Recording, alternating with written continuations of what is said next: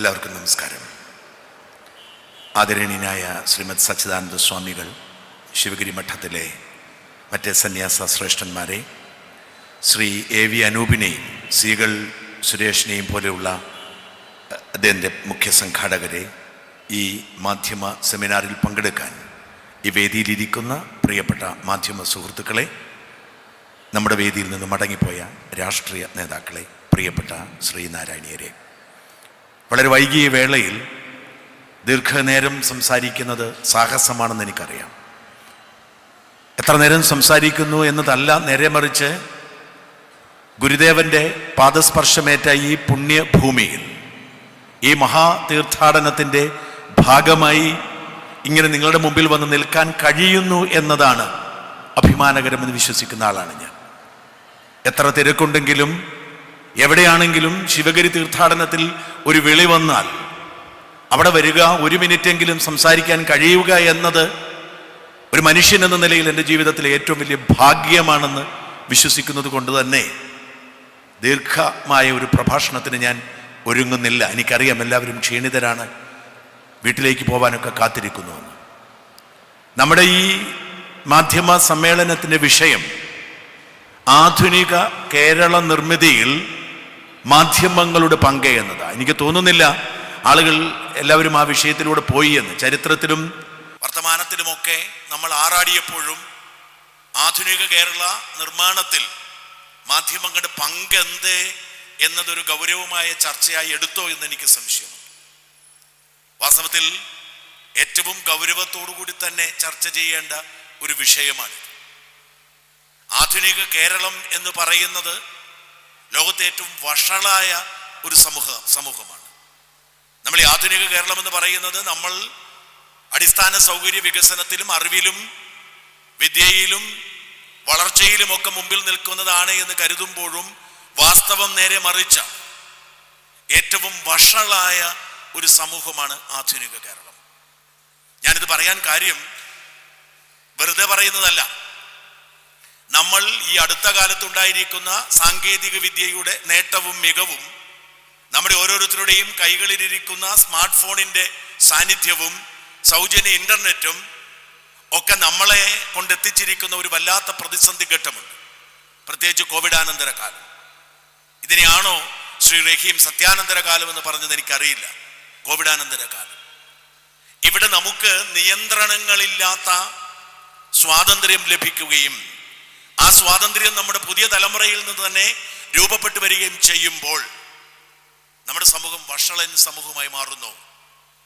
ഓസ്ട്രേലിയയിൽ 16 വയസ്സിൽ താഴെയുള്ള കുട്ടികൾക്ക് സ്മാർട്ട് ഫോണും ഇന്റർനെറ്റും നിരോധിച്ചിരിക്കുകയാണ്. ലോകത്തെ ഏറ്റവും ആധുനികമായ സമൂഹത്തിൽ ഒന്നാണ് ഓസ്ട്രേലിയ. പാശ്ചാത്യ രാജ്യങ്ങളിൽ സ്വാതന്ത്ര്യമുണ്ട് എന്ന് പറയുന്ന പാശ്ചാത്യ രാജ്യങ്ങളിൽ കുട്ടികൾക്ക് നിയന്ത്രണങ്ങളുണ്ട്. പക്ഷെ നമുക്ക് സ്വാതന്ത്ര്യത്തിന്റെയും അവകാശത്തിന്റെയും പേരിൽ നമ്മുടെ സമൂഹം കൂടുതൽ സുതാര്യമായപ്പോൾ നമ്മുടെ സമൂഹം വഷളായിക്കൊണ്ടിരിക്കുന്നു എന്ന യാഥാർത്ഥ്യം ആദ്യം തിരിച്ചറിയുക. ഈ വഷളായ സമൂഹത്തിന്റെ ഏറ്റവും വഷളമായ പ്രതിനിധികളാണ് മാധ്യമങ്ങൾ.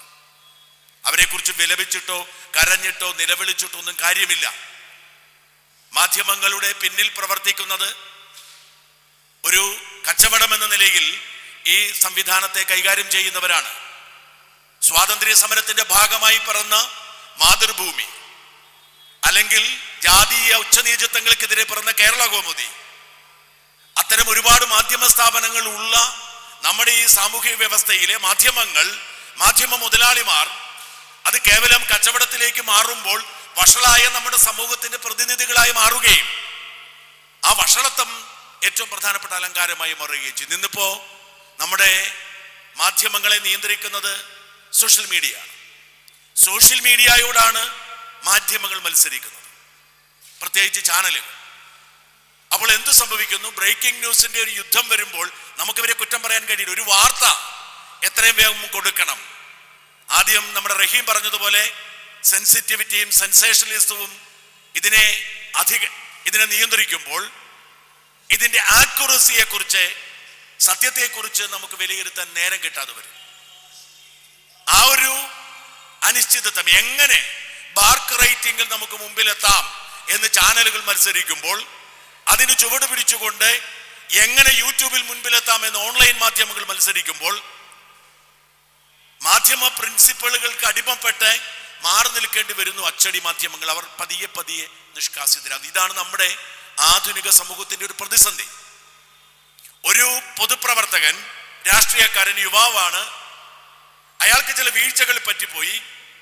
ആ വീഴ്ചകളിൽ അയാളെ പൂർണ്ണമായും ആക്രമിച്ച് കീഴ്പ്പെടുത്തി കല്ലെറിഞ്ഞു കൊന്ന് അത് എത്ര ഭംഗിയായി അയാളെ വധിക്കാൻ പറ്റുമോ അത്രയും ഭംഗിയായി വധിച്ച് അതിന്റെ പേരിൽ മാർക്ക് റേറ്റിംഗിൽ ഒന്നാമതെത്താൻ നമ്മുടെ മാധ്യമങ്ങൾ മത്സരിക്കുമ്പോൾ നമ്മുടെ മാധ്യമ പ്രവർത്തനത്തിന് തകരാറ് സംഭവിക്കുന്നു. അത് ആധുനിക സമൂഹ നിർമ്മാണത്തിന് ഉതകാത്തതായി മാറും. നമ്മുടെ പ്രശ്നം ഇന്ന് കൃത്യമായ ഒരു അജണ്ട സെറ്റ് ചെയ്തുകൊണ്ട് ജനത്തിന്റെ അഭിപ്രായത്തെ നമുക്ക് സ്വാധീനിക്കാൻ കഴിയും. സോഷ്യൽ മീഡിയ ഹാൻഡിലുകൾ കൈകാര്യം ചെയ്യുക. സത്യം കേൾക്കുമ്പോൾ അത് അസത്യമാണ്. ഇപ്പൊ ഞാൻ പറയുന്നതൊക്കെ നുണയാണെന്ന് വിശ്വസിക്കുന്ന കുറേയധികം ആളുകളെ എനിക്കറിയാം. അതിന് കാരണം എന്താ?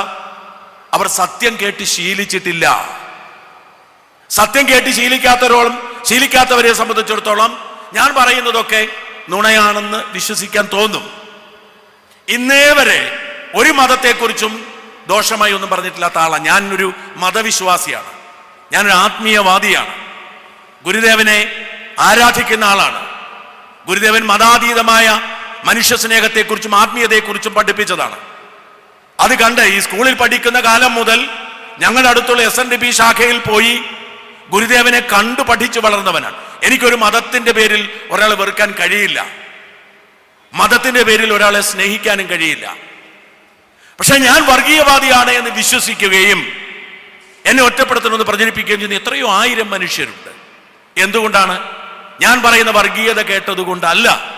നേരെ മറിച്ച് നമ്മുടെ സാമൂഹ്യ മാധ്യമങ്ങൾ സൃഷ്ടിക്കുന്ന ആഴത്തിലുള്ള ഒരു ബോധ്യം ആരെയൊക്കെ സ്വാധീനിക്കുന്നു.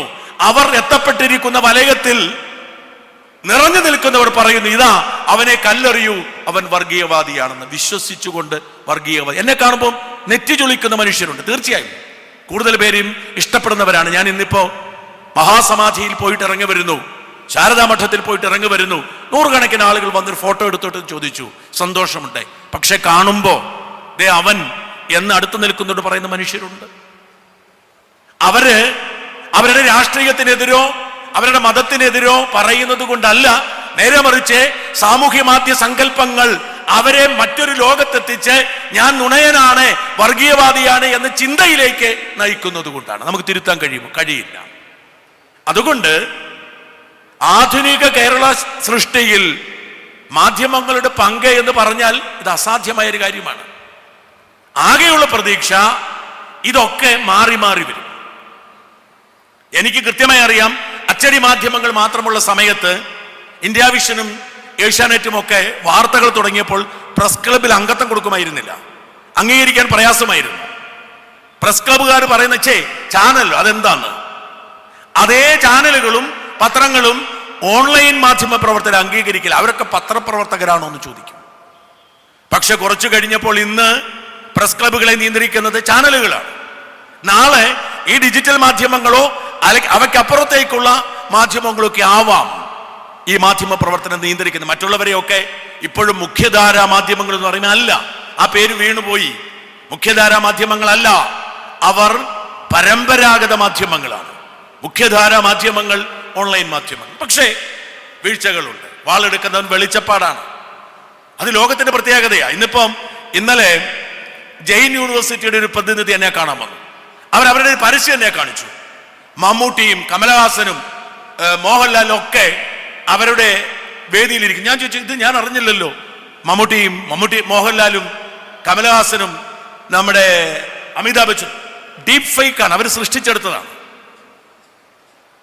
ഇത്തരത്തിൽ ഒരു ഇത്തരത്തിൽ ആരെയും അതേപടി സൃഷ്ടിക്കാനും ഇപ്പൊ നമ്മളൊക്കെ കാണാറുണ്ട്. ഇപ്പോ ഇന്റർനെറ്റ് തുറന്നാൽ നിർമ്മല സീതാരാമന്റെ പ്രസംഗം, ഒരു പുതിയ പദ്ധതി കേന്ദ്ര സർക്കാർ പ്രഖ്യാപിച്ചിരിക്കുന്നു. 15,000 രൂപ ഇട്ടാൽ മതി, 3 മാസം കൊണ്ട് 40,000 രൂപയാകും, അങ്ങനെ ഇരട്ടിക്കുമെന്ന് പറഞ്ഞൊരു പദ്ധതി ഒക്കെ കാണാറുണ്ട്. ഫേക്കാണ്, ഡീപ് ഫേക്കാണ്. എത്ര ആയിരം മനുഷ്യർക്ക് പണം നഷ്ടപ്പെടുന്നു. നിയന്ത്രിക്കാൻ പറ്റുന്നുണ്ടോ? ഇല്ല. ഇത്തരത്തിലുള്ള ഒരു ഇതൊക്കെ മാറുന്ന കാലമുണ്ടാവും. എന്റെ പേരോ എന്റെ പടമോ ഒരാൾ ഡീപ്പ് ഫേക്കായി എടുത്ത് ഉപയോഗിച്ചാൽ അതുവഴി സാമ്പത്തിക ലാഭം ഉണ്ടാക്കുന്നവൻ എനിക്ക് നഷ്ടപരിഹാരം നൽകേണ്ട കാലമുണ്ടാവും. ഇതൊക്കെ കാലം മാറ്റിമറിക്കുന്ന കാലമാണ്. അതുകൊണ്ട് നമുക്ക് ചില എത്തിക്സുകൾ ഉണ്ടാവണം. ആ എത്തിക്സുകളുമായി ഇപ്പൊ ഞാൻ ചാനലുകളെ കുറ്റം പറയുന്ന ആളല്ല. കാരണം ഞാൻ പല ചാനലുകളും ചോദിക്കും എന്തുകൊണ്ടാണ് ഇങ്ങനെയൊക്കെ ചെയ്യുന്നത്. മത്സരബുദ്ധിയാണ്. ബാർക്ക് റേറ്റിംഗിൽ ഇപ്പം ചാനലിൽ മുതൽ മുടക്കുന്നവർ ഏതെങ്കിലും തരത്തിലുള്ള എത്തിക്സ് ഉള്ളവരല്ല, സമൂഹം നന്നാക്കാൻ ആഗ്രഹിക്കുന്നവരല്ല. അവർക്ക് അവരുടെ കച്ചവടമാണ്. ആ കച്ചവടത്തിന് കൂട്ടുനിൽക്കാൻ നിർഭാഗ്യവശാൽ മാധ്യമ പ്രവർത്തകർക്ക് തയ്യാറാവേണ്ടി വരും. സമ്മർദ്ദമുണ്ട്. അത്ര എളുപ്പമല്ല സത്യത്തിന് വേണ്ടി നിലപാടെടുക്കാൻ. സത്യത്തിന് വേണ്ടി കർശനമായി നിലപാടെടുത്താൽ 3-4 കുഴപ്പങ്ങളുണ്ട്. ഒന്ന്, നിങ്ങളുടെ വരുമാന സ്രോതസ് അടഞ്ഞു പോകും. ഇപ്പൊ ഞങ്ങൾക്ക് കഴിയുന്നതിന്റെ പ്രധാനപ്പെട്ട കാരണം ഞങ്ങളൊരു സാറ്റലൈറ്റ് ചാനൽ അല്ല. ഇപ്പൊ സാറ്റലൈറ്റ് ചാനലുകൾക്ക് അങ്ങനെ നിലപാടെടുത്താൽ അവരുടെ പരസ്യ വരുമാനം നിന്നുപോകും. അപ്പൊ അവരെങ്ങനെ എടുക്കും? ഞങ്ങളെ സംബന്ധിച്ചിടത്തോളം ഒരു പരസ്യക്കാരൻ വേണ്ട. കഴിഞ്ഞ ദിവസവും ഒരു പുതിയ സംരംഭം തുടങ്ങാൻ നേരത്തെ എന്നോട് പറഞ്ഞു, ഞങ്ങൾ സോഷ്യൽ മീഡിയ പ്രൊമോഷന് വേണ്ടി 10 ലക്ഷം രൂപ നീക്കി വെച്ചിരിക്കുന്നു, നിങ്ങൾക്ക്. ഞാൻ പറഞ്ഞു ഞങ്ങൾ വാങ്ങത്തില്ല. കാരണം ഇങ്ങനെ ആരോടെങ്കിലും പരസ്യം വാങ്ങി അവർക്ക് അടിമയായി കഴിയേണ്ട സാഹചര്യം ഞങ്ങൾക്കില്ല. ഞങ്ങളുടെ ഈ പണി ചെയ്യുന്ന വഴി അതാണ്. എന്നാൽ അങ്ങനെയല്ല ചാനലുകൾ, അങ്ങനെയല്ല അച്ചടി മാധ്യമങ്ങൾ. അപ്പൊ അതുകൊണ്ട് തന്നെ സത്യം പറയുമ്പോൾ ഉണ്ടാകാവുന്ന ഏറ്റവും വലിയ ആഘാതം എന്ന് പറയുന്ന വരുമാന നഷ്ടമാണ്. രണ്ടാമത്തേത് ദുഷ്പ്രചരണമാണ്. മൂന്നാമത്തേത് നിയമത്തിന്റെ വേട്ടയാടലാണ്. ഞാൻ നേരത്തെ പിയേഴ്സൺ പറഞ്ഞ മാതിരി 137 കേസുകൾ കൈകാര്യം ചെയ്യുന്ന ആളാണ് ഞാൻ. ഇന്ന് വന്നിരിക്കുന്ന അതിന് രാഷ്ട്രീയമോ മതമോ ഒന്നുമില്ല. ഇന്ന് വന്നിരിക്കുന്ന ഒരു വക്കീൽ നോട്ടീസ് ബഹുമാന്യനായ എറണാകുളം MP ഹൈബി ഈഡന്റേതാണ്. 1 കോടി രൂപയും 15 ദിവസത്തിനകം മാപ്പുമാണ് അദ്ദേഹം ചോദിച്ചിരിക്കുന്നത്. മാപ്പ് മാത്രം പോരാ, 15 ദിവസത്തിനകം ഞാൻ ഹൈബി ഈഡനോട് മാപ്പ് പറയണം, കൂടാതെ 1 കോടി രൂപയും കൊടുക്കണം. മാപ്പ് പറഞ്ഞാൽ ഊരാമെന്ന് കരുതണ്ട. എന്താ വിഷയം? വളരെ പ്രതീക്ഷയോടുകൂടി എറണാകുളത്തെ ജനങ്ങൾ UDF അധികാരത്തിലെത്തിക്കുന്നു. ജനങ്ങളുടെ മുമ്പിൽ മേയർ സ്ഥാനമായി നിർത്തിയിരുന്ന ദീപ്തി വർഗീസിനെയാണ്. പക്ഷെ ദീപ്തി മേരി വർഗീസിനെ മറ്റു പല കാരണങ്ങളാൽ, പ്രത്യേകിച്ച് സമുദായ കാരണങ്ങളാൽ വെട്ടുന്നു. ഈ സമുദായ കാരണം ഉയർത്തിക്കൊണ്ട് വെട്ടാൻ കാരണക്കാരനായത് MP ഹൈബി ഈഡനാണെന്ന് പറഞ്ഞപ്പോൾ 2.5 ലക്ഷം വോട്ടിന് കഴിഞ്ഞ തവണ ജയിച്ച ഹൈബി ഈഡന്റെ മതേതര മുഖത്തിന് മങ്ങലേൽപ്പിക്കാൻ വേണ്ടി ബോധപൂർവം ചെയ്തു എന്ന് പറഞ്ഞ് 1 കോടി രൂപ നഷ്ടപരിഹാരം ആവശ്യപ്പെട്ട് വക്കീൽ നോട്ടീസ് അയച്ചിരിക്കുന്നു. ഇങ്ങനെ സമസ്ത മേഖലയിൽ പലരും കരുതും എന്നെ ആക്രമിക്കുന്നതും എന്നെ ഇല്ലാതാക്കാൻ ശ്രമിക്കുന്നതും പിണറായി വിജയൻ മാത്രമാണ്. ഞാൻ ഉള്ളത് പറയാമല്ലോ, ഇവർ പലരെക്കാളും ഭേദമാണ് പിണറായി വിജയൻ. പിന്നെ അദ്ദേഹം ഇപ്പൊ ഭരിക്കുന്നത് കൊണ്ട് അദ്ദേഹത്തോട് ഏറ്റുമുട്ടുന്നതിന്റെ ശക്തി കൂടുന്നു എന്ന് മാത്രം അല്ല, ഇവരൊക്കെ ഒറ്റക്കെട്ടാണ്. ഇവരുടെ താല്പര്യങ്ങൾ ചാനലുകളിലൂടെ, മാധ്യമങ്ങളിലൂടെ, സോഷ്യൽ മീഡിയയിലൂടെ സംരക്ഷിക്കുമ്പോൾ അതിനെതിരെ നിൽക്കുന്നവൻ അവന്റെ മുഖത്ത് നോക്കി അത് തട്ടിപ്പാണെന്ന് പറയുന്നവൻ ഇല്ലാതാക്കാൻ ശ്രമിക്കും. കേരളത്തിൽ മാത്രമല്ല, ഡൽഹിയിലും ബോംബെയിലും കർണാടകയിലും തമിഴ്നാട്ടിലും ഒക്കെ കേസുകളുണ്ട്, ഉത്തർപ്രദേശിലൊക്കെ കേസുകളുണ്ട്. അതുകൊണ്ട് പ്രിയപ്പെട്ടവരെ, ഞാൻ പറയുന്നത് മാറുന്ന ആധുനിക കേരളത്തിന്റെ സൃഷ്ടികളാകാൻ മാധ്യമങ്ങൾക്ക് പങ്കുണ്ടാവണമെങ്കിൽ മാധ്യമങ്ങൾക്ക് കുറച്ചുകൂടി സ്വാതന്ത്ര്യവും വരുമാനത്തിനപ്പുറത്തേക്കുള്ള ഒരു പഴയ കാലത്ത്, ഞാൻ പറഞ്ഞല്ലോ മാതൃഭൂമി തുടങ്ങിയത് സ്വാതന്ത്ര്യ സമരത്തിന്റെ ഭാഗമായി, അത്തരമൊരു പഴയ കാലത്തേക്കുള്ള ഒരു മടങ്ങി വരവിന്റെ സാഹചര്യം ഉണ്ടാവണം. ഇതൊരു കച്ചവട സ്ഥാപനം മാത്രം. പണ്ടൊക്കെ പത്രത്തിന്റെ ഉടമയും എഡിറ്ററും രണ്ടായിരുന്നു. ഇന്ന് പത്രത്തിന്റെ ഉടമ തന്നെയാണ് എഡിറ്റർ. ഇതാണ് ഏറ്റവും വലിയ വീഴ്ച. പത്രത്തിന്റെ ഉടമയും എഡിറ്ററും രണ്ടാണെങ്കിൽ തീർച്ചയായും കുറച്ചുകൂടി മാധ്യമ സ്വാതന്ത്ര്യം ഉണ്ടാവും. ഈ ഒരു അസന്നിഗ്ധ കാലഘട്ടം ഇത് പതിയെ മാറുമെന്ന് വിശ്വസിക്കുന്ന ആളാണ് ഞാൻ. സത്യം നിലനിൽക്കേണ്ടതാണ്. കാലം മാറിക്കൊണ്ടിരിക്കും, മാധ്യമ പ്രവർത്തന രീതി മാറിക്കൊണ്ടിരിക്കും. അതുകൊണ്ട് തന്നെ നമുക്ക് ഏറെ നിരാശപ്പെടേണ്ടതില്ല. ജനത്തിന് വകതിരിവുണ്ട്, സത്യമേത് നുണയേത് എന്ന് തിരിച്ചറിയാൻ. ആ ഒരു വകതിരിവിനുള്ള കാലത്തിന് വരെ കാത്തിരിക്കാം. ശിവഗിരി മഠത്തിലെ സന്യാസി വര്യന്മാർക്കും പ്രധാനപ്പെട്ട സംഘാടകർക്കും ഒരിക്കൽ കൂടി നന്ദി പറയുന്നു. ദീർഘനേരം സംസാരിക്കാൻ കഴിയാത്തത് സമയപരിമിതി മൂലമാണ്. ഗുരുദേവന്റെ സ്തുതികൾ, ഞാൻ എപ്പോഴും പറയുന്ന മാധ്യമങ്ങൾ പലപ്പോഴും ചെറിയ കാര്യങ്ങളുടെ പിന്നാലെ പോകുന്നവർ പലപ്പോഴും ഈ തീർത്ഥാടനത്തെക്കുറിച്ച് പോലും വേണ്ടതുപോലെ കൈകാര്യം ചെയ്യുന്നില്ല. എന്തുകൊണ്ടാണെന്ന് അറിയില്ല. എന്തുകൊണ്ടാണ് ശിവഗിരി മഠത്തിലെ തീർത്ഥാടനത്തെക്കുറിച്ച് പോലും അല്ലെങ്കിൽ ഗുരുദേവൻ ഏറ്റവും വലിയ, എന്നോട് സച്ചിദാനന്ദ സ്വാമി പറഞ്ഞു, ഏറ്റവും വലിയ അന്നദാനം കേരളത്തിൽ നടക്കുന്നത് കന്നിയഞ്ചിനാണ്, ഗുരുദേവ സമാധിക്കാണ്. ഏറ്റവും വലിയ ആഘോഷം, തെരുവിലൂടെ നടക്കുന്ന പ്രദക്ഷിണം ഗുരുദേവ ജയന്തിക്കാണ്. പക്ഷെ നമ്മുടെ മാധ്യമങ്ങൾ അത് കൈകാര്യം ചെയ്യുന്നുണ്ടോ വേണ്ടതുപോലെ? ഇത്തരം ചോദ്യങ്ങളൊക്കെ അവശേഷിക്കുകയാണ്. ആ ചോദ്യങ്ങൾക്കൊക്കെ ഉത്തരം കണ്ടെത്തേണ്ടത് മാധ്യമങ്ങളാണ്, പൊതുസമൂഹമാണ്. ഒരിക്കൽ കൂടി ഗുരുദേവന്റെ പേരിൽ എല്ലാവർക്കും ആശംസകൾ. ജയ് ഹിന്ദ്.